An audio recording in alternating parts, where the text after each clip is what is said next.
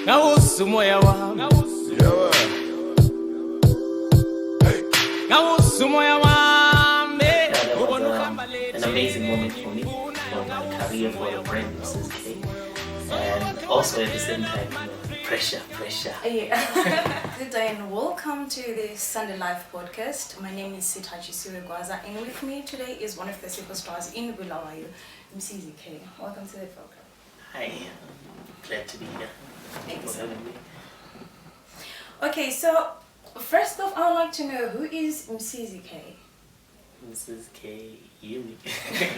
Msiz'Kay, I'm an artist, I'm a producer, a songwriter, all those things that people know about me. I'm a musician. Oh, okay. So what is distinctively different about Msiz'Kay and his music? What I did was I set out to make a sound that was uniquely African, okay, and more specifically, uniquely a sound of Bulawayo. Something that people can listen to and say, that sounds like Bulawayo. Oh, So I think that's what sets me apart from a lot of people. Oh, okay. So tell us about the cultural misconceptions dominating the music industry that we might not know about. I think most of the time, a lot of people just assume that I'm an artist. There are people who, for the most part, maybe have tried a lot of other things and actually, and then they're like, but look, this looks easy. Oh, So I think sometimes I'm an artist. That challenge with born as people who have failed in life. I'm a creative. Oh, I see. That's pretty bad. So, can you give us an insight on your education? A lot of people do not know that you are an accomplished academic. I try and hide it. Oh! So I do have a BCom degree, in accounting, which is something that I was lucky enough to get to do at some point in my life. Before I seriously started pursuing music. Oh, okay. So then how does your family, or how did your family take it up? How do they balance, following that you now didn't follow what you academically studied for? At first, there was a lot of resistance, I imagine. Mostly my parents and family members, they would prefer Msiz'Kay, usiza lobuhle ebe accountant, rather than usiza lobuhle ebe Msiz'Kay, because they wouldn't understand the music business and what it entails, Oh, okay, I understand. So now, what is your view on the Bulawayo community not supporting Bulawayo artists? And do you feel like you are adequately supported? Depends. That's a very tricky question. Support, I feel, is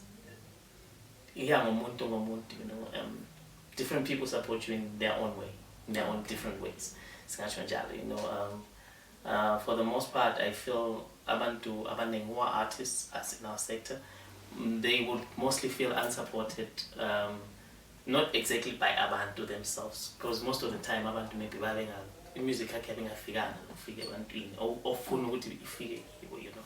I think mostly we feel unsupported by the structures that they take our music where it's supposed to go. Oh, okay. Yeah. So what do you feel like Bulawayo can do to counter for this? If we can fix the structures, how festivals go about hiring artists, how radio goes about finding the people to play, the music to play.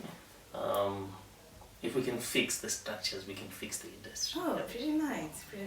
So returning to your roots, how did Msiz'Kay blow up? What do you think is the song that really put you on the map? It's hard to say. I think the one song that did wonders was back in 2016 or early 2017 when we put out Nyakumbula, which was a song that had a sample of a Love Mama Jaivana song. Oh, so okay. That song did great on radio. I think it had 1,000 plays in 3 months or something like that. Wow. So it did some crazy numbers. It really got people talking about, there's this guy. So it played a big role in the making of who Msiz'Kay became today. Okay, so who would you like to work with in the future? On locally or outside? I was gonna get to that part, but then just say, given, let's say, Harare artists, who would you like to work with per se, and internationally as well? Talented name, it's crazy. I think I would like to work with someone like maybe Feli Nandi, you know.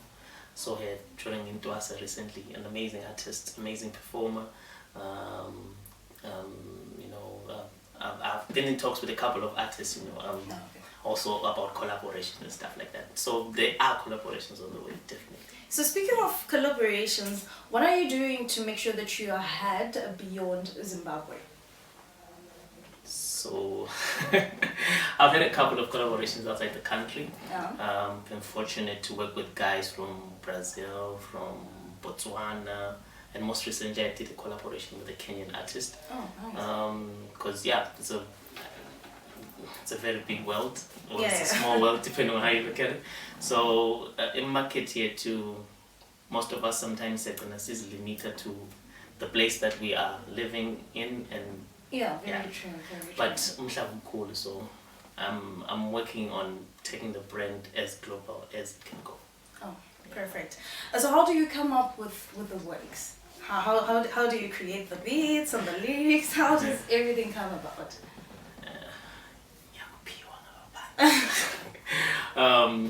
So I write concept-based music. Okay. So either way, whether he starts with the song or he starts with the instrumental. So come up with a concept. Sometimes you come up with a tune. Oh, And okay. then you're like, okay, this tune works. Let's find words for it. Stuff like that. So it's never the same way. It's a surprise even to myself. Nice. It must be pretty nice. Must be pretty wonderful. So now, a little sneak peek to your private life. What is it that you want to tell us that you think we might need to know? Personally, Yes.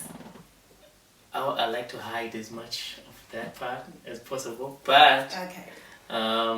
yeah, for now I think the most important thing that I would love people to know is that and they should come out to Ekasi and get an experience of that Msiz'Kay life. Okay. And a little bit about me that you probably wouldn't know. I doubt. I doubt there's much. But just a little bit of pry into your life. Is Msiz'Kay seeing someone at the moment? Or? Yeah, no malam corner. Ah, that's pretty nice.